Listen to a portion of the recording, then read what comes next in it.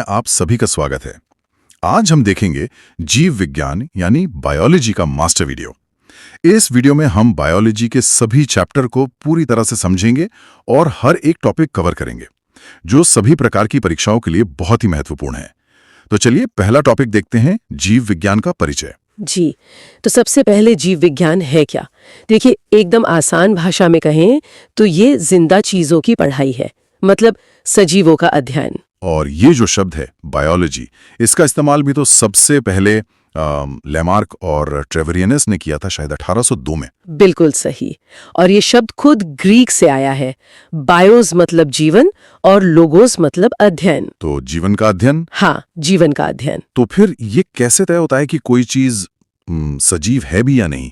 मतलब सजीवों में ऐसी क्या खास बात होती है? हाँ, देखिए, विज्ञान ने इसके लिए कुछ पैमाने तय किए हैं। मुख्य रूप से 6 विशेषताएं हैं जो सजीवों को निर्जीवों से अलग करती हैं। 6? अच्छा जी, पहली है श्वसन यानी रेस्पिरेशन, सांस लेना। हाँ।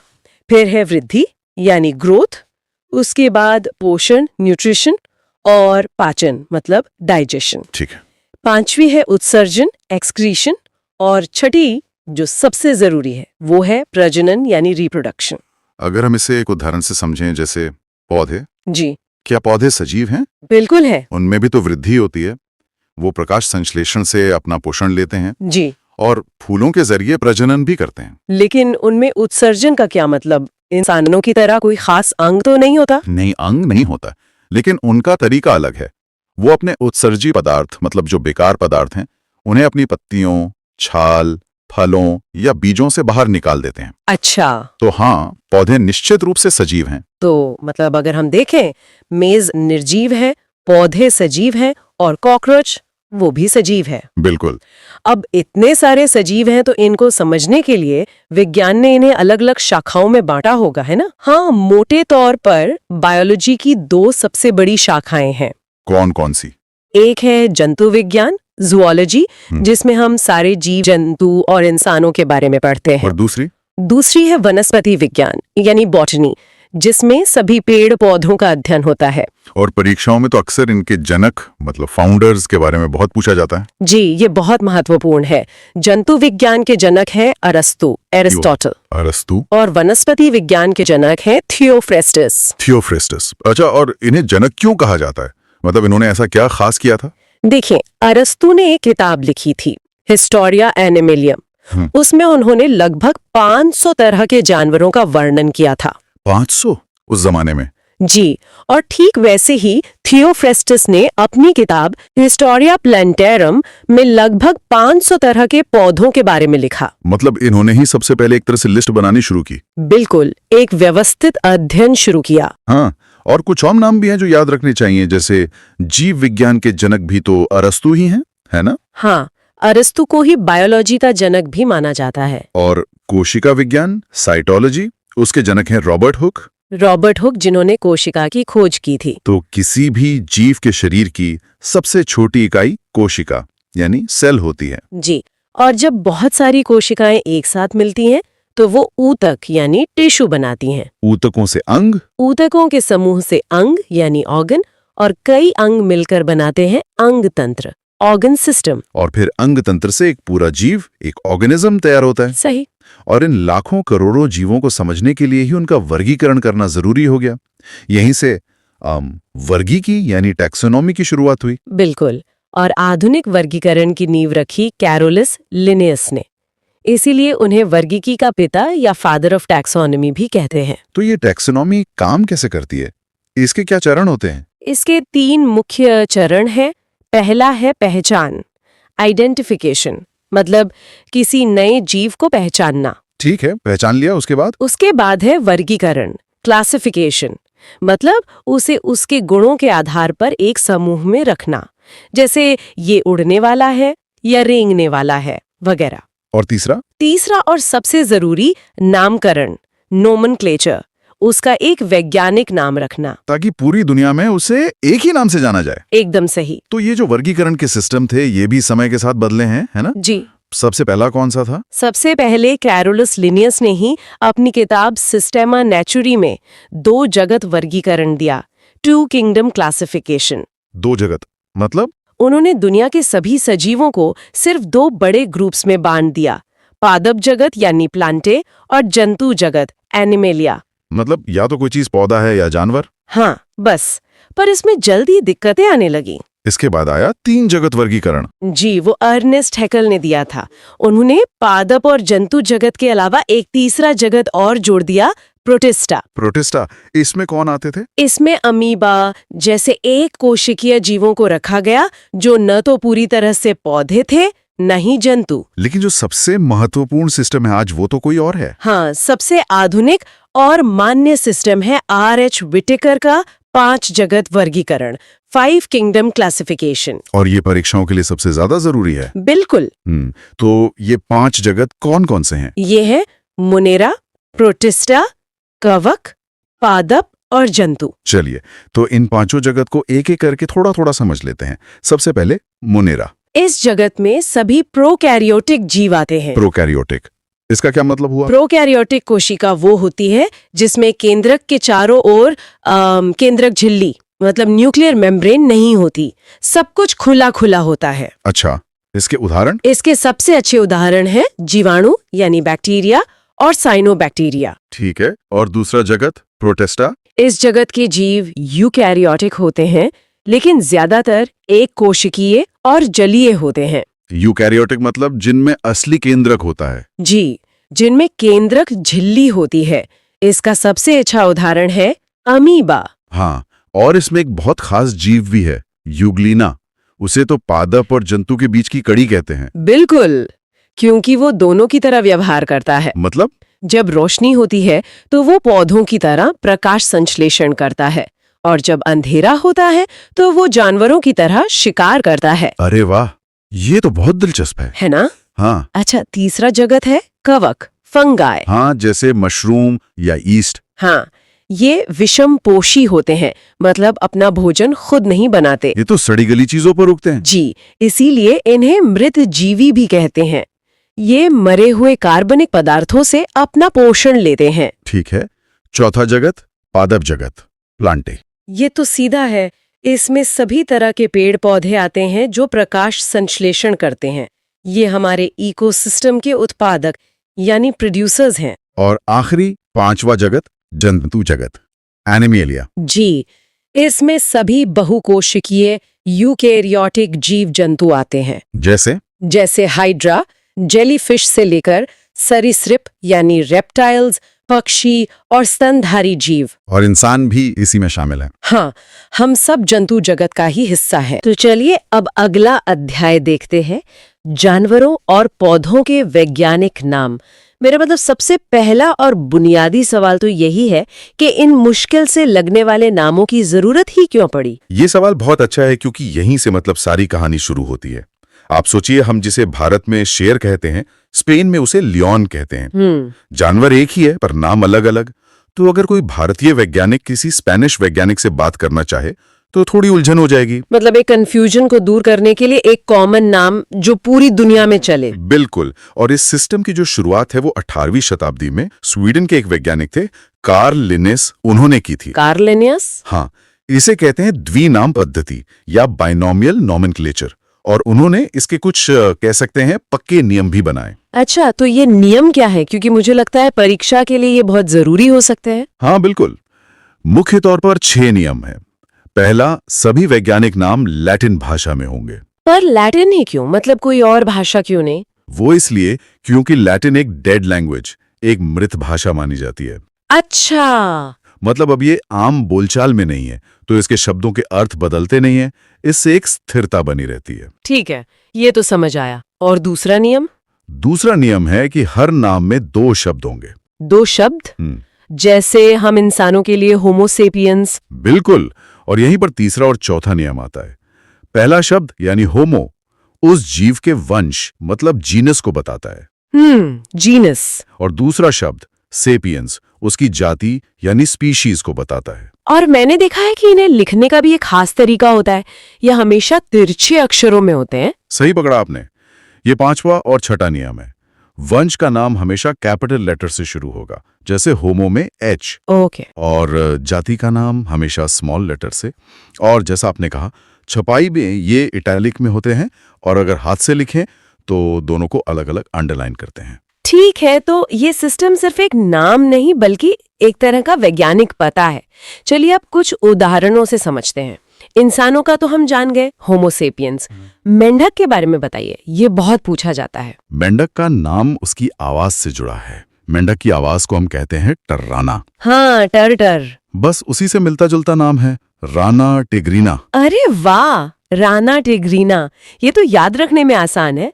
अच्छा, बिल्ली का क्या? बिल्ली अब एक घरेलू जानवर है ना? हाँ तो घरेलू के लिए अंग्रेजी शब्द है डोमेस्टिक। हाँ, बस यहीं से उसका नाम बना फेलिस डोमेस्टिका। Felis domestica. हाँ। और कुत्ता, वो भी तो घरेलू है। कुत्ता इंसानों के साथ बहुत जल्दी घुल मिल जाता है, मतलब फैमिलियर हो जाता है। इसी से उसका नाम बना कैनिस फैमिलियरिस। ये तो बड़ा दिलचस्प है। मतलब ये नाम रटने के लिए नहीं है, इनके पीछे एक तर्क भी है। बिल्कुल। चलिए अब भारत के राष्ट्रीय पक्षी मोर की बात करते हैं। मोर का नाम है पावो क्रिस्टेटस। अब इसे याद रखने की एक मजेदार कहानी है। बताइए। कहते हैं कि मोर अपने पांवों को देखकर रोता है, मतलब क्राई करता है, तो पाओ और क्राई से बना पावो क्रिस्टेटस। ये कहानी तो अब हमेशा याद रहेगी। ये बस याद रखने के लिए है। सही है। अच्छा, गाय और भैंस। भारत में गाय को एक तरह से बॉस का दर्जा देते हैं ना? हाँ, कह सकते हैं। तो बस इसी से याद रखिए, बॉस इंडिकस। और भैंस यानी बफलो का नाम उससे मिलता जुलता है, बुबालस बुबालिस। Bos indicus. अच्छा, इंडिकस का मतलब इंडिया से है क्या? बिल्कुल। ये शब्द अक्सर उन प्रजातियों के लिए इस्तेमाल होता है जो भारतीय उपमहाद्वीप में पाई जाती हैं। अच्छा, अब जंगल की तरफ चलते हैं। शेर और बाघ। शेर यानी लायन का नाम है पैंथेरा लियो। लियो को अब लायन से जोड़ सकती हैं। पैंथेरा लियो, ठीक है। और बाघ? बाघ यानी टाइगर का नाम है पैंथेरा टाइग्रिस। टाइग्रिस को टाइगर से। एक मिनट, दोनों के नाम में पैंथेरा कॉमन है, इसका क्या मतलब हुआ? आपने बिल्कुल सही पॉइंट पकड़ा। यही इस सिस्टम की खूबसूरती है। एक ही वंश यानी पैंथेरा में होने का मतलब है कि शेर, बाघ, ये सब जेनेटिक रूप से एक दूसरे के बहुत करीब हैं। मतलब ये एक ही परिवार के सदस्य जैसे हैं? बिल्कुल, ये एक तरह का फैमिली ट्री है। ये तो बहुत ही गहरा है। अच्छा, हाथी और ऊंट का नाम भी बता दीजिए। हाथी एलिफेंट का नाम तो सीधा है, एलिफस मैक्सिमस। Elephas maximus. और ऊंट यानी कैमल का नाम भी मिलता जुलता है, कैमलस डोमिडेरियस। ठीक है। घोड़ा, इसका नाम भी जरूरी है। घोड़े का नाम है इक्वस कैबलिस। इसे याद रखने के लिए आप सोच सकती हैं कि पुराने जमाने में कैब क्या होती थी? घोड़ा गाड़ी। बस, तो कैब से बना कैबलिस। ये तो बहुत ही अच्छा तरीका है।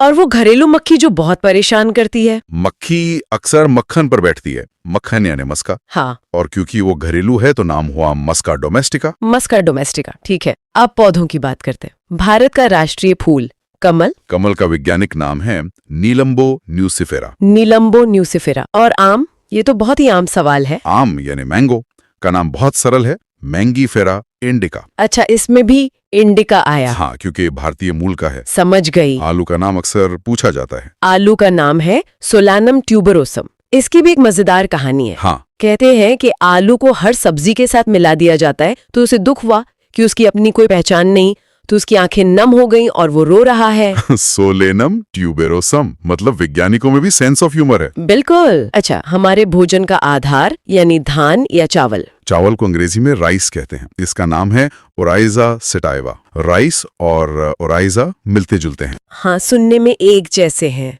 और मटर? मटर यानी पी का नाम भी मिलता जुलता है, पिसम सैटिवम। पिसम सैटिवम, ठीक है। नींबू का? नींबू यानी लेमन का नाम है सिट्रस लेमन। ये तो काफी सीधा है। हाँ, सिट्रस फ्रूट से। हाँ। और अनार, पोमोग्रेनेट। अनार में छोटे छोटे दाने होते हैं जिन्हें ग्रेन्स कह सकते हैं, तो उसका नाम है प्यूनिका ग्रेनेटम। ग्रेनेटम पोमोग्रेनेट से। हाँ, ठीक है। अब भारत के राष्ट्रीय वृक्ष बरगद के पेड़ का क्या नाम है? बरगद का नाम है फाइकस बेंगालेंसिस। बेंगालेंसिस, मतलब बंगाल से जुड़ा हुआ। एकदम सही। ये नाम दिखाता है कि ये पेड़ बंगाल क्षेत्र में बहुत पाया जाता है। बहुत बढ़िया। और गेहूं? गेहूं का नाम है ट्रिटिकम एस्टिवम। ट्रिटिकम एस्टिवम, ठीक है। और अंत में एक पौधा जो लगभग हर भारतीय घर में होता है, तुलसी। तुलसी की मौजूदगी से घर का आंगन मतलब शानदार लगता है। शानदार के लिए अंग्रेजी का शब्द है ऑसम। ऑसम। उसी से मिलता जुलता याद रख सकते हैं, ओसिमम सैंक्टम। यहाँ सैंक्टम शब्द का मतलब ही पवित्र होता है, जो तुलसी के दर्जे को बिल्कुल सही बताता है। ठीक है, अब अगला चैप्टर देखते हैं। चैप्टर का नाम है कोशिका। तो कोशिका मतलब ये है क्या? असल में ये सभी जीवधारियों की आधारभूत संरचनात्मक और क्रियात्मक इकाई है। हमारा पूरा शरीर ऐसी ही अनगिनत कोशिकाओं से मिलकर बना है। बिल्कुल।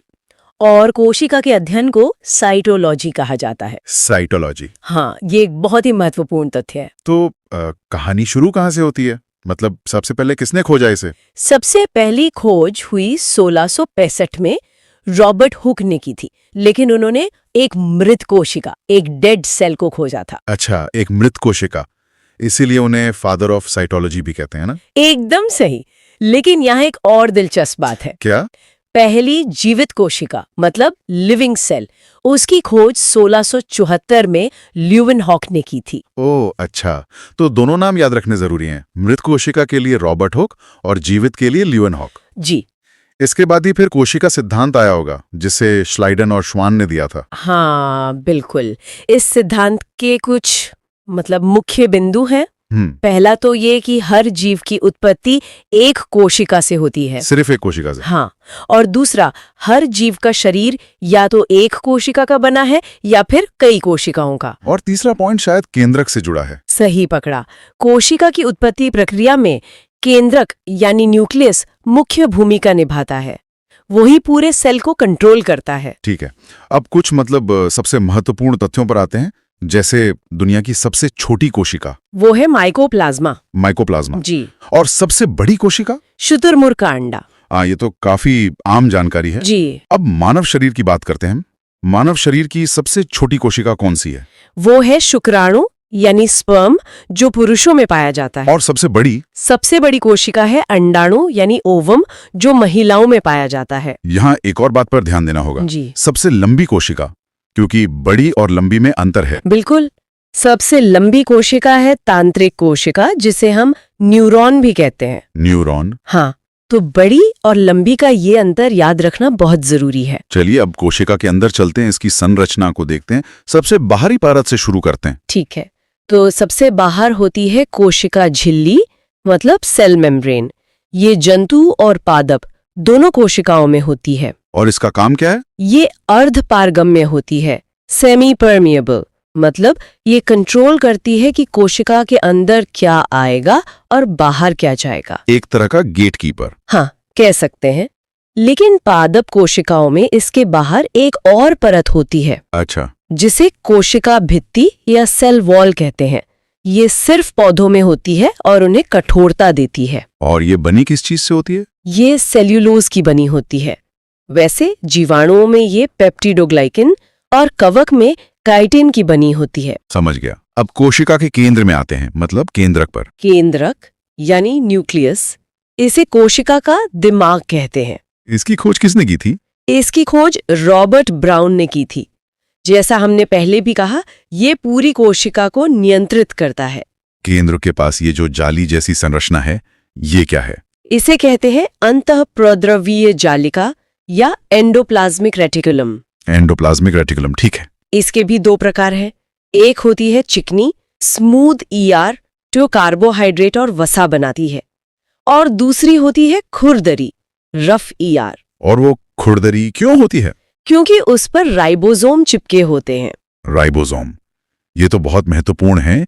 इन्हें प्रोटीन की फैक्ट्री कहते हैं ना? बिल्कुल, क्योंकि ये प्रोटीन बनाते हैं। और ये कोशिका का सबसे छोटा अंग भी है। अच्छा, ये सबसे छोटा है? हाँ, और राइबोसोम भी दो तरह के होते हैं। 70S जो बैक्टीरिया जैसे छोटे जीवों में मिलता है, और दूसरा?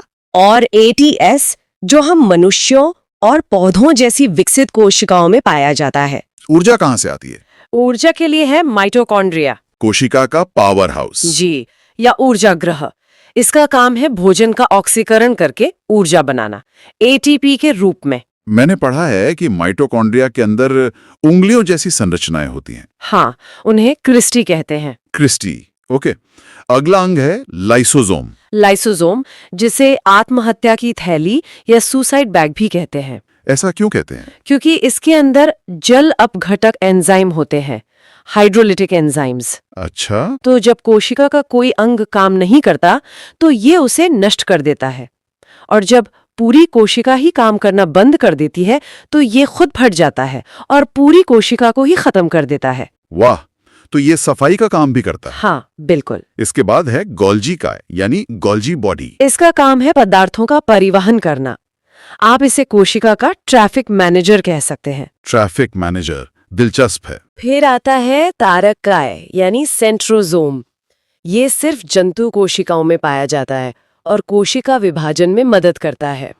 ठीक है, केवल जंतु कोशिकाओं में। जी। और ये रसधानी क्या है? वैक्यूल्स? इनका काम है जल और दूसरे तरल पदार्थों को जमा करना। पादप कोशिकाओं में ये बहुत बड़ी होती हैं और जंतु कोशिकाओं में काफी छोटी। अच्छा, और अब आखिरी? लवक यानी प्लास्टिड्स। हाँ, लवक। ये भी केवल पादप कोशिकाओं में पाए जाते हैं और ये 3 प्रकार के होते हैं। कौन कौन से? पहला है हरित लवक, जिसे क्लोरोप्लास्ट कहते हैं। ये तो प्रकाश संश्लेषण वाला है। बिल्कुल, ये भोजन बनाता है। इसे पादप कोशिका की रसोई भी कहते हैं। रसोई, ठीक है। दूसरा है आवर्णी लवक या ल्यूकोप्लास्ट। ये रंगहीन होता है और जड़ों में पाया जाता है, जहां ये भोजन संग्रह करता है। और तीसरा है वर्णी लवक यानी क्रोमोप्लास्ट। ये फलों और फूलों को रंग देता है। अच्छा, जैसे टमाटर का लाल रंग। हाँ, टमाटर का लाल रंग लाइकोपीन के कारण, गाजर का रंग कैरोटीन के कारण और चुकंदर का रंग बीटानिन के कारण होता है। बहुत बढ़िया। तो आप जल्दी से जंतु और पादप कोशिका में मुख्य अंतर देख लेते हैं। ठीक है। जंतु कोशिका आमतौर पर गोलाकार होती है, जबकि पादप कोशिका चौकोर होती है। और जंतु कोशिका में सीलिया और फ्लैजेला होते हैं, जो गति में मदद करते हैं। सही है। और पादप कोशिका में, जैसा हमने देखा, कोशिका भित्ति, लवक और एक बहुत बड़ी रसधानी होती है, जो जंतु कोशिका में नहीं होती। ठीक है। कोशिकाओं को एक और आधार पर भी बांटा गया है, प्रोकैरियोटिक और यूकैरियोटिक। प्रोकैरियोटिक और यूकैरियोटिक, इनमें क्या फर्क है? प्रोकैरियोटिक कोशिकाएं मतलब अर्धविकसित होती हैं। इनमें केंद्रक ठीक से विकसित नहीं होता और 70S राइबोसोम होते हैं। जैसे कि बैक्टीरिया? बिल्कुल। और यूकैरियोटिक कोशिकाएं पूरी तरह से विकसित होती हैं। मतलब इनमें विकसित केंद्रक होता है? हाँ, विकसित केंद्रक होता है और 80S राइबोसोम पाए जाते हैं, जैसे पौधे और जानवर। समझ गया। मतलब प्रोकैरियोटिक अविकसित हैं और यूकैरियोटिक पूरी तरह से विकसित। एकदम सही। कोशिका विभाजन, कभी सोचा है कि एक छोटा सा काट या कोई घाव वो कुछ दिनों में कैसे ठीक हो जाता है और त्वचा एकदम पहले जैसी हो जाती है? या ये कि हम एक छोटे से बच्चे से एक पूरे वयस्क के रूप में कैसे विकसित होते हैं? इन सब सवालों का जवाब दरअसल एक ही प्रक्रिया में छिपा है, कोशिका विभाजन। आज हम इसी अद्भुत प्रक्रिया को समझने जा रहे हैं। बिल्कुल। और इसकी नींव एक बहुत ही महत्वपूर्ण विचार पर रखी गई है। 1855 में विर्चो ने कहा था, ओमनिस सेलुला ए सेलुला। जिसका मतलब है? इसका मतलब है कि हर नई कोशिका पहले से मौजूद कोशिका से ही बनती है। बस यहीं से हमारी आज की सारी चर्चा शुरू होती है।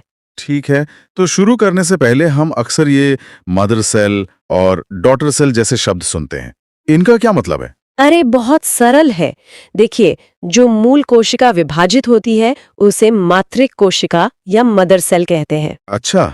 और विभाजन के बाद जो नई कोशिकाएं बनती हैं उन्हें पुत्री कोशिका या डॉटर सेल कहा जाता है। समझ गया। तो चलिए सबसे सरल प्रकार के विभाजन से शुरू करते हैं, असूत्री विभाजन, एमाइटोसिस। हाँ, असूत्री विभाजन सबसे, कह सकते हैं कि सबसे सीधा तरीका है। ये ज्यादातर अविकसित कोशिकाओं में होता है, मतलब प्रोकैरियोटिक जीवों में। जैसे बैक्टीरिया? हाँ, जैसे बैक्टीरिया, अमीबा और नीलहरित शैवाल। इसमें कोई जटिल चरण नहीं होते हैं। बस कोशिका का केंद्रक थोड़ा लंबा होता है, खिंचता है और फिर कोशिका सीधे 2 भागों में बंट जाती है। बस। मतलब कोई तैयारी नहीं, कोई नियम नहीं, बस सीधा बंटवारा? बिल्कुल। खैर, यहाँ से बात वाकई दिलचस्प हो जाती है। अब बात करते हैं समसूत्री विभाजन की, माइटोसिस। वो प्रक्रिया जो हमारे घावों को भरती है और हमें बढ़ने में मदद करती है। हाँ, बिल्कुल। इस प्रक्रिया को सबसे पहले वॉल्थर फ्लेमिंग ने जंतु कोशिकाओं में देखा था और ये हमारी कायिक कोशिकाओं, मतलब सोमैटिक सेल्स में होता है। कायिक कोशिकाएं यानी वो सारी कोशिकाएं जिनसे हमारा पूरा शरीर बना है, त्वचा, हड्डी, मांसपेशियां, सब कुछ। इसका मुख्य काम है शरीर की वृद्धि करना और जो भी टूट फूट होती है उसकी मरम्मत करना। इसके नाम में ही समसूत्री है, जिसका मतलब है समान गुणसूत्र। इसका क्या मतलब हुआ? इसका मतलब है कि विभाजन के बाद जो दो पुत्री कोशिकाएं बनेगी, उनमें गुणसूत्रों की संख्या ठीक उतनी ही होगी जितनी मातृ कोशिका में थी। अच्छा। जैसे मनुष्य की कायिक कोशिकाओं में 46 गुणसूत्र होते हैं, तो जब एक कोशिका विभाजित होगी तो उससे बनने वाली दोनों नई कोशिकाओं में भी 46 गुणसूत्र ही होंगे। ओह, और शायद इसीलिए जब त्वचा पर चोट लगती है तो नई त्वचा ही बनती है, कोई दूसरा अंग नहीं बच जाता। एकदम सही पकड़ा, कॉपी एकदम परफेक्ट होती है। ठीक है, तो इस प्रक्रिया को समझते हैं। ये होती कैसे? देखिए, ये प्रक्रिया मुख्य रूप से 2 अवस्थाओं में पूरी होती है। 2 अवस्थाएं? हाँ, पहली है अंतरावस्था यानी इंटरफेस। ये तैयारी की अवस्था है और आपको जानकर हैरानी होगी कि कोशिका विभाजन के कुल समय का लगभग 95% इसी में लगता है। 95% बस तैयारी में? हाँ, कोशिका इस दौरान विभाजन के लिए खुद को पूरी तरह से तैयार करती है। और दूसरी अवस्था है सूत्री अवस्था यानी माइटोसिस फेज। ये असली विभाजन की अवस्था है। ये भी 2 चरणों में होती है। पहले केंद्रक का विभाजन, जिसे कैरियोकाइनेसिस कहते हैं, और फिर कोशिका द्रव्य का विभाजन, जिसे साइटोकाइनेसिस कहते हैं। ठीक है, तो पहले केंद्र का विभाजन, इसकी क्या चरण है? ये तो काफी जटिल लगता है। नहीं, अगर हम इसे कहानी की तरह देखें तो आसान है। इसके 4 मुख्य चरण हैं। पहला है प्रोफेज या पूर्वावस्था। इसमें गुणसूत्र झुंड में दिखाई देने लगते हैं और तारककाय यानी सेंट्रोसोम कोशिका के विपरीत ध्रुवों की ओर जाने लगते हैं। ठीक है, वो सिरों पर चले गए। हाँ, अब आता है दूसरा चरण, मेटाफेज, मध्यावस्था। इसमें सारे गुणसूत्र कोशिका के बिल्कुल बीच में आकर एक सीधी लाइन में खड़े हो जाते हैं। एक लाइन में? वाह! हाँ, और गुणसूत्रों का अध्ययन करने के लिए ये सबसे अच्छी अवस्था मानी जाती है। इसी समय तारककाय से स्पिंडल फाइबर मतलब तर्कुतंतु निकलते हैं। ठीक है, गुणसूत्र बीच में है और स्पिंडल फाइबर निकल रहे हैं। अब आता है एनाफेज, पश्चावस्था। ये सबसे छोटी अवस्था है। इसमें स्पिंडल फाइबर गुणसूत्रों को अपनी अपनी ओर मतलब ध्रुवों की ओर खींचते हैं। एक तरह की रस्साकशी। बिल्कुल। और फिर आता है चौथा और आखिरी चरण, टीलोफेज, अंत्यावस्था। गुणसूत्र ध्रुवों पर पहुंच जाते हैं और उनके चारों ओर एक नई केंद्रक झिल्ली बन जाती है। तो इस तरह एक ही कोशिका के अंदर 2 केंद्रक बन जाते हैं। ये तो अजीब है। अब आगे क्या? हाँ, तो अब होता है साइटोकाइनेसिस, जिसमें कोशिका द्रव्य विभाजित होता है और एक कोशिका से 2 अलग-अलग एकदम समान पुत्री कोशिकाएं बन जाती हैं। कमाल है। तो ये सब प्रजनन के लिए क्या मायने रखता है? मुझे लगता है यहीं पर हमारा तीसरा प्रकार, अर्धसूत्री विभाजन आता है। बिल्कुल, मियोसिस। ये विभाजन केवल जनन कोशिकाओं मतलब जर्म सेल्स में होता है, पुरुषों में शुक्राणु और महिलाओं में अंडाणु बनाने के लिए। और इसके नाम अर्धसूत्री का मतलब है आधे गुणसूत्र? हाँ, पर आधे क्यों? ये क्यों जरूरी है? क्योंकि इसमें एक मात्र कोशिका जिसमें 46 गुणसूत्र हैं, उससे 4 पुत्री कोशिकाएं बनती हैं और हर पुत्री कोशिका में गुणसूत्रों की संख्या आधी यानी सिर्फ 23 होती है। अच्छा। ये इसलिए जरूरी है क्योंकि निषेचन के समय जब 23 गुणसूत्रों वाला शुक्राणु 23 गुणसूत्रों वाले अंडाणु से मिलता है, तब जाकर एक 46 गुणसूत्रों वाली नई कोशिका बनती है। समझ गया। अगर ऐसा ना हो तो हर पीढ़ी में गुणसूत्र दोगुने होते जाएंगे। बिल्कुल, जो कि असंभव है। इस प्रक्रिया में मैंने क्रॉसिंग ओवर का भी जिक्र सुना है। ये क्या है? क्रॉसिंग ओवर अर्धसूत्री विभाजन की सबसे महत्वपूर्ण घटनाओं में से एक है। ये प्रोफेज 1 चरण में होता है। प्रोफेज 1। हाँ, इसकी भी अपनी उपअवस्थाएं हैं, लेकिन जो मुख्य बात है वो ये कि इस प्रक्रिया में माता और पिता से मिले गुणसूत्रों के जोड़े आपस में अपने आनुवंशिक पदार्थ मतलब जेनेटिक मटेरियल का आदान प्रदान करते हैं। अच्छा, अदला बदली करते हैं। हाँ, और इसी वजह से संतानों में आनुवंशिक विविधता, जेनेटिक वेरिएशन आती है और इसीलिए बच्चे अपने माता पिता की हूबहू कॉपी नहीं होते। वाह, तो यही वो वजह है। जी। प्रोफेज 1 की एक उपअवस्था है पैकेटीन, क्रॉसिंग ओवर उसी में होता है। और एक और है जाइगोटीन, जिसमें गुणसूत्र जोड़े बनाते हैं, उसे सिनेप्सिस कहते हैं। ठीक है, तो अगर हम दोनों प्रक्रियाओं को साथ में देखें तो इनके बीच मुख्य अंतर क्या है? समसूत्री और अर्धसूत्री। इसे संक्षेप में समझते हैं। पहला है स्थान। समसूत्री विभाजन शरीर की कोशिकाओं में होता है, जबकि अर्धसूत्री विभाजन सिर्फ जनन कोशिकाओं में। ठीक है। एक शरीर में, दूसरा जनन में। दूसरा परिणाम। समसूत्री में एक कोशिका से 2 समान कोशिकाएं बनती हैं, अर्धसूत्री में 1 से 4 और वो भी अलग अलग कोशिकाएं बनती हैं। 2 बनाम 4 और समान बनाम अलग। समझ गया। तीसरा गुणसूत्र संख्या। समसूत्री में संख्या समान रहती है 46 से 46, अर्धसूत्री में यह आधी हो जाती है 46 से 23। ये तो सबसे बड़ा अंतर है। हाँ। चौथा है उद्देश्य। समसूत्री का उद्देश्य है वृद्धि और मरम्मत, जबकि अर्धसूत्री का उद्देश्य है लैंगिक प्रजनन। मेंटेनेंस बनाम क्रिएशन। बिल्कुल। और पांचवा और सबसे जरूरी अंतर है विविधता का। समसूत्री में कोई आनुवंशिक विविधता नहीं आती, जबकि अर्धसूत्री क्रॉसिंग ओवर के कारण विविधता पैदा करता है। तो चलिए अब अगला चैप्टर देखते हैं, जंतु ऊतक। ठीक है, तो सबसे पहले ये समझना होगा कि ऊतक या टिश्यू असल में है क्या। हम हमेशा कोशिका यानी सेल के बारे में सुनते हैं, लेकिन ऊतक कहाँ फिट होता है? हाँ, ये एक बहुत अच्छा सवाल है। देखिए, ऊतक मतलब सिर्फ कोशिकाओं का एक ढेर नहीं है। इसे ऐसे समझिए कि ये एक विशेषज्ञ टीम है। विशेषज्ञ टीम। हाँ, सबसे छोटी इकाई तो कोशिका ही है, लेकिन जब कई एक जैसी कोशिकाएं एक खास काम करने के लिए एक साथ आती हैं, तो वो ऊतक बनाती हैं। अच्छा, तो ये एक तरह का स्पेशलाइजेशन है। हाँ, मतलब कोशिका से ऊतक, ऊतक से अंग, जैसे हमारा पेट या दिल। बिल्कुल। और ऊतकों के समूह से अंग बनता है, फिर अंग तंत्र और उसे पूरा शरीर। और ऊतक के इसी अध्ययन को हिस्टोलॉजी कहते हैं। हिस्टोलॉजी। और ये शब्द टिश्यू, ये सबसे पहले किसने इस्तेमाल किया था? टिश्यू शब्द का प्रयोग सबसे पहले एक फ्रांसीसी वैज्ञानिक थे, बिशॉक, उन्होंने किया था। लेकिन हिस्टोलॉजी की जो शुरुआत है, उसका श्रेय इटली के वैज्ञानिक मार्सेलो मैलपिघी को जाता है। इसीलिए उन्हें फादर ऑफ हिस्टोलॉजी भी कहा जाता है। चलिए, तो हो गई इसकी बुनियाद। अब इसे और गहराई से समझते हैं। जंतु ऊतक ये कितने प्रकार के होते हैं? मोटे तौर पर देखें तो जंतु ऊतक 4 मुख्य प्रकार के होते हैं। 4 प्रकार के? हाँ। पहला है उपकला ऊतक, मतलब एपिथेलियल टिश्यू। ये शरीर की बाहरी और भीतरी परत बनाता है। ठीक है। दूसरा है पेशी ऊतक, यानी मस्कुलर टिश्यू, जिससे मांसपेशियां बनती हैं और गति होती है। तीसरा है तंत्रिका ऊतक, नर्वस टिश्यू। ये संवेदनाओं को एक जगह से दूसरी जगह भेजता है। और चौथा? और चौथा है संयोजी ऊतक या कनेक्टिव टिश्यू। इसका काम है शरीर के अलग अलग अंगों को, आप कह सकती हैं, जोड़ने का। अच्छा, तो एक एक करके इन्हें समझते हैं। सबसे पहले उपकला ऊतक, आपने कहा ये परत बनाता है। हाँ। तो इसका मुख्य काम क्या हुआ?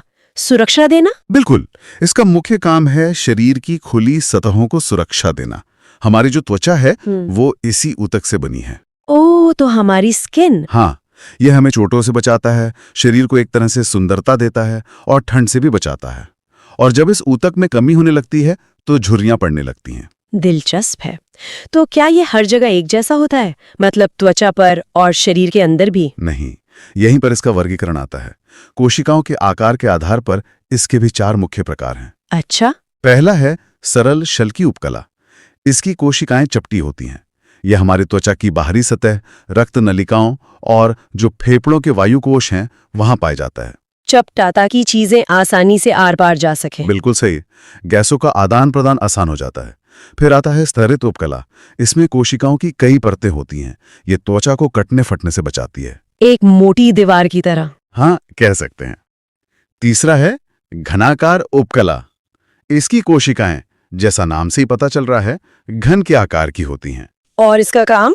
इसका मुख्य काम है स्राव और अवशोषण, जैसे हमारी लार ग्रंथियों में या गुर्दे की नलिकाओं में। ठीक है। और चौथा? चौथा है स्तंभाकार उपकला। इसकी कोशिकाएं लंबी और पतली होती हैं, स्तंभ जैसी। ये हमारे आंतों की अंदरूनी परत में पाया जाता है, जहां उंगली जैसी संरचनाएं होती हैं। तो ये हो गया उपकला ऊतक। अब आते हैं पेशी ऊतक पर। जैसा कि नाम से ही पता चल रहा है, इसका संबंध तो मांसपेशियों से ही होगा। एकदम सही। ये ऊतक लंबी और पतली कोशिकाओं से बना होता है, जो हमारे शरीर की मांसपेशियां बनाती हैं। इनमें एक खास तरह का प्रोटीन होता है। प्रोटीन? हाँ, संकुचनशील प्रोटीन या कॉन्ट्रैक्टाइल प्रोटीन। इसी के कारण हम अपनी मांसपेशियों को सिकोड़ और फैला सकते हैं, जिससे गति होती है। तो क्या हम अपनी सभी मांसपेशियों को अपनी मर्जी से हिला सकते हैं? मेरा मतलब, जैसे हम हाथ हिलाते हैं, क्या पेट की मांसपेशियों को भी वैसे ही कंट्रोल कर सकते हैं? नहीं, और इसी आधार पर पेशी ऊतक 3 तरह के होते हैं। 3 तरह के? हाँ, पहली है रेखीय या स्वैच्छिक पेशी। ये वो हैं जो हड्डियों से जुड़ी होती हैं और जिन पर हमारा नियंत्रण होता है, जैसे हाथ, पैर और गर्दन की मांसपेशियां। ठीक है, वॉलंटरी मसल्स। और दूसरी हैं अरेखीय या अस्वैच्छिक पेशी। इन पर हमारा कोई नियंत्रण नहीं होता। ये शरीर के भीतरी अंगों में होती हैं, जैसे आहार नली और आमाशय। वहां भोजन अपने आप पचता है, हमें सोचना नहीं पड़ता। और एक दिल भी तो है, वो भी तो एक पेशी है, पर वो हमारी मर्जी से नहीं धड़कता। तो वो क्या अस्वैच्छिक है? हाँ, लेकिन वो एक तीसरी बहुत खास कैटेगरी में आता है, हृदय पेशी या कार्डियक मसल। यह सिर्फ और सिर्फ हृदय में पाई जाती है और ये भी अस्वैच्छिक ही होती है। मतलब हमारा दिल हमारी मर्जी से नहीं धड़कता। ये तो बहुत जरूरी है। अच्छा, तो अगला है तंत्रिका ऊतक। ये तो शरीर के कम्युनिकेशन सिस्टम जैसा लगता है। बिल्कुल सही कहा आपने। ये हमारे शरीर का कह सकते हैं वायरिंग सिस्टम है। ये ऊतक मस्तिष्क, रीढ़ की हड्डी और तंत्रिकाओं में पाया जाता है। और इसका काम? इसका काम है संवेदनाओं को, जैसे दर्द या स्पर्श को, शरीर के एक हिस्से से दूसरे हिस्से तक बहुत तेजी से पहुंचाना। और इसकी जो कोशिका होती है उसे न्यूरॉन कहते हैं, वही इसकी मुख्य इकाई है। न्यूरॉन, समझ गई। और अब आते हैं आखिरी वाले पर, संयोजी ऊतक, कनेक्टिव टिश्यू। इसका काम क्या है? इसका काम, जैसा नाम से पता चल रहा है, शरीर के विभिन्न अंगों को एक दूसरे से जोड़ना है। ये एक तरह का, आप कह सकती हैं, गोंद है जो शरीर को एक साथ रखता है। गोंद? इसके कुछ उदाहरण देंगे? क्या हड्डियां भी इसी में आती हैं? हाँ, हड्डियां इसका सबसे अच्छा और सबसे ठोस उदाहरण है। अच्छा। इसके अलावा और भी कई उदाहरण हैं, जैसे अस्थि यानी बोन। ये शरीर को सहारा और सुरक्षा देती है। इसकी कोशिका को ऑस्टियोसाइट कहते हैं। ऑस्टियोसाइट, ठीक है। फिर है उपास्थि यानी कार्टिलेज। ये एक नरम हड्डी जैसी होती है जो जोड़ों को चिकना बनाती है। ये हमारे कान और नाक के ऊपरी हिस्से में भी पाई जाती है। अच्छा, जो नरम हिस्सा है। हाँ, और इसकी कोशिका को कॉन्ड्रियोसाइट कहते हैं। ठीक है। एक और कंफ्यूजन जो अक्सर होता है वो है टेंडन और लिगामेंट में। हाँ, ये बहुत जरूरी है। दोनों ही संयोजी ऊतक हैं। देखिए, टेंडन जो है वो मांसपेशियों को हड्डी से जोड़ता है। मांसपेशी से हड्डी? हाँ, और लिगामेंट वो एक हड्डी को दूसरी हड्डी से जोड़ता है। इसे याद रखना आसान है, लिगामेंट हड्डी से हड्डी को जोड़ता है। ये तो बहुत काम की जानकारी है। और कोई उदाहरण है इसका? हाँ, एक और बहुत महत्वपूर्ण उदाहरण है जो शायद सबसे अनोखा है, वो है रक्त। खून? खून एक संयोजी ऊतक है। हाँ, रक्त एकमात्र तरल संयोजी ऊतक है। ये भी तो पूरे शरीर में पोषक तत्वों और ऑक्सीजन को एक अंग से दूसरे अंग तक पहुंचाकर उन्हें जोड़ता ही है। तो चलिए अब अगला चैप्टर देखते हैं, पोषक पदार्थ और विटामिन। जी बिल्कुल, एक बहुत ही जरूरी विषय है ये। अक्सर हम सोचते हैं कि हम दाल चावल या रोटी खा रहे हैं, पर शरीर इसे कैसे समझता है? ये बहुत अच्छा सवाल है। देखिए, शरीर को दाल या चावल से मतलब नहीं है। वो सिर्फ भोजन में मौजूद रासायनिक घटकों को पहचानता है। पोषक पदार्थ यानी न्यूट्रिएंट्स। हाँ बिल्कुल, न्यूट्रिएंट्स। यही वो चीजें हैं जिनसे शरीर को ऊर्जा मिलती है, वो खुद की मरम्मत करता है और बीमारियों से भी लड़ता है। अच्छा, तो समझने के लिए क्या हम इन्हें कुछ ग्रुप्स में बांट सकते हैं? हाँ, आसानी के लिए हम इन्हें 3 टीमों में रख सकते हैं। पहली टीम है एनर्जी देने वालों की, जिसमें कार्बोहाइड्रेट और फैट आते हैं। एनर्जी प्रोवाइडर्स, ठीक है। दूसरी टीम है शरीर बनाने वालों की, मतलब बॉडी बिल्डर्स। इसमें प्रोटीन और पानी है। और तीसरी टीम है प्रोटेक्टर्स की, जो हमें बीमारियों से बचाते हैं, यानी विटामिन्स और मिनरल्स। कार्बोहाइड्रेट्स, ये नाम तो बहुत कॉमन है। जी, इसके नाम में इसका मतलब छुपा है। कार्बो यानी कार्बन और हाइड्रेट मतलब पानी, जिसमें हाइड्रोजन और ऑक्सीजन होते हैं। अच्छा, तो कार्बन, हाइड्रोजन और ऑक्सीजन का एक यौगिक। हाँ, जिनका अनुपात 1:1 होता है। इसका बस एक ही मुख्य काम है, शरीर को फटाफट एनर्जी देना। लगभग 55 से 65% ऊर्जा हमें इसी से मिलती है। और कितनी ऊर्जा? मतलब अगर 1 ग्राम कार्बोहाइड्रेट लिया तो 1 ग्राम से करीब 4.2 किलो कैलोरी ऊर्जा मिलती है। और स्रोत तो आप जानते ही हैं, अनाज, आलू, केला, शहद, ये सब। इनमें मिठास होती है, तो इन्हें शर्करा या शुगर भी कहते हैं, है ना? एकदम सही। पर सभी शुगर एक जैसी नहीं होती हैं। ये उनकी बनावट पर निर्भर करता है। अच्छा, कितने तरह की होती हैं? मोटे तौर पर 3।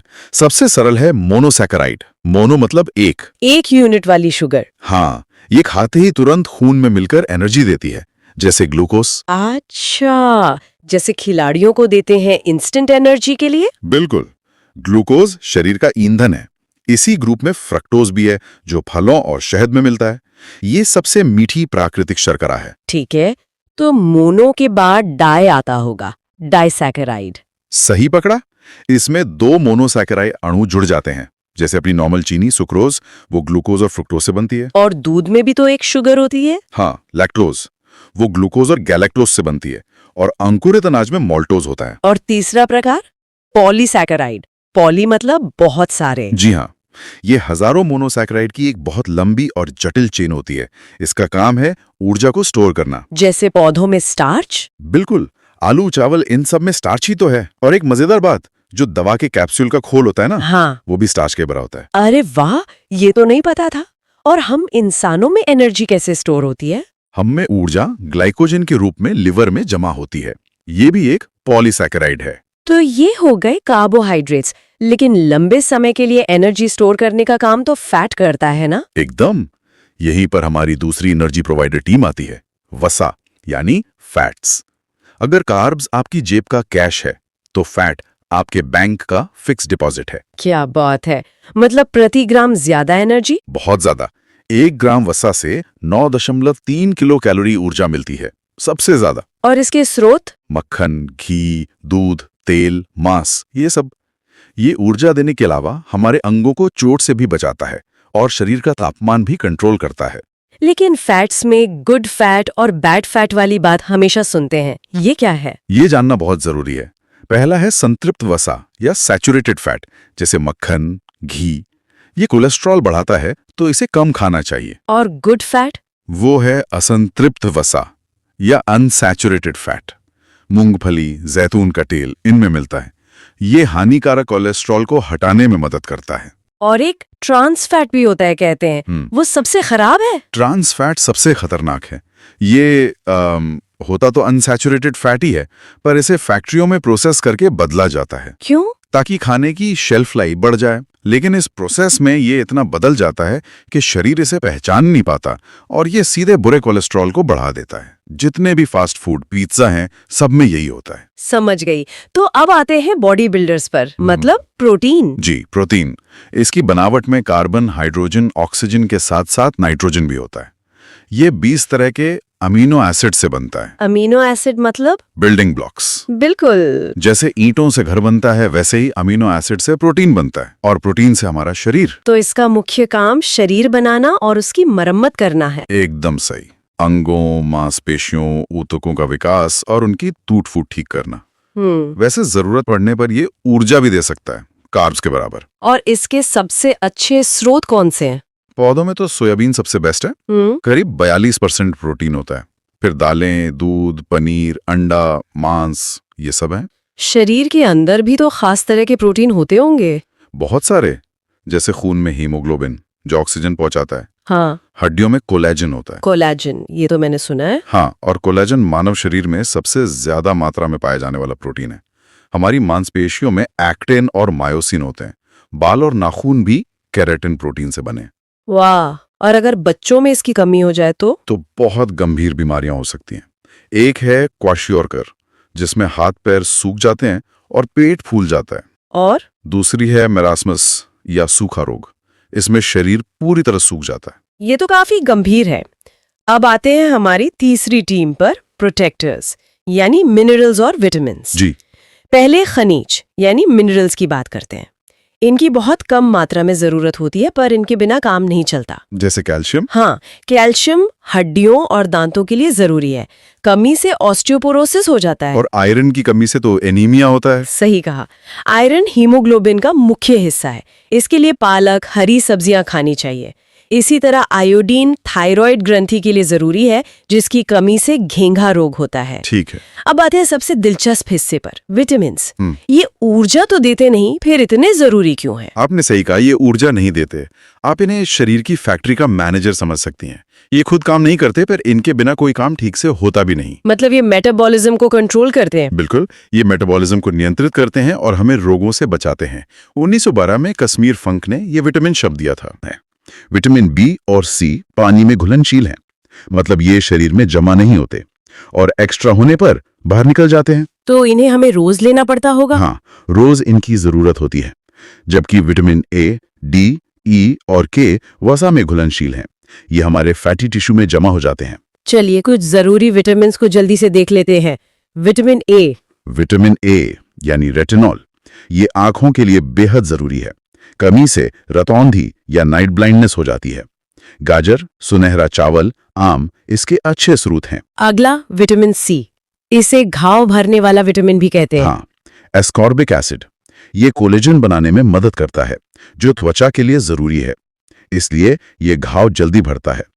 इसकी कमी से स्कर्वी रोग होता है। और ये खट्टे फलों में मिलता है, जैसे आंवला, नींबू। बिल्कुल, आंवला इसका सबसे अच्छा स्रोत है। और विटामिन डी यानी सनशाइन विटामिन। जी, कैल्सिफेरॉल, हमारी त्वचा इसे सूरज की रोशनी में बनाती है। ये शरीर में कैल्शियम को सोखने में मदद करता है। इसकी कमी से तो बच्चों में रिकेट्स होता है ना? हाँ, बच्चों में रिकेट्स, जिसमें हड्डियां मुड़ जाती हैं, और बड़ों में ऑस्टियोमलेशिया। अब बात करते हैं विटामिन ई की। इसे ब्यूटी विटामिन भी कहते हैं। सही है। विटामिन ई या टोकोफेरॉल एक एंटीऑक्सीडेंट है जो त्वचा को स्वस्थ रखता है।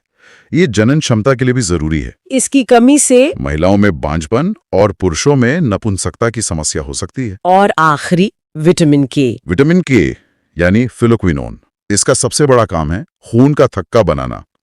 अगर इसकी कमी हो तो चोट लगने पर खून बहना बंद नहीं होगा। ये तो हुए फैट में घुलनशील। अब आते हैं उस बड़े परिवार पर, विटामिन बी कॉम्प्लेक्स। हाँ, ये एक पूरा परिवार है और हर सदस्य का अपना एक खास काम है। इसमें सबसे जरूरी कौन कौन से हैं? वैसे तो सभी जरूरी हैं, पर B1 थायमिन की कमी से बेरी-बेरी रोग होता है। B2 की कमी से त्वचा फटती है। मैंने B3 की कमी से होने वाले पेलाग्रा के बारे में पढ़ा है, जिसे 4D सिंड्रोम कहते हैं। हाँ, विटामिन B3 यानी नियासिन, 4D सिंड्रोम, क्योंकि इसके 4 चरण हैं: डायरिया, डर्मेटाइटिस, डेमेंशिया और अंत में डेथ। बाप रे। और B9 यानी फॉलिक एसिड? वो गर्भवती महिलाओं के लिए बहुत जरूरी है। और फिर आता है B12, साइनोकोबालामीन। इसकी क्या खास बात है? इसमें कोबाल्ट धातु पाई जाती है और ये ज्यादातर मांस, अंडे और पनीर में ही मिलता है, पौधों में नहीं। तो इसकी कमी से भी एनीमिया होता है? हाँ, एनीमिया और पांडु रोग, जिसे पीलिया भी कहते हैं, हो सकता है।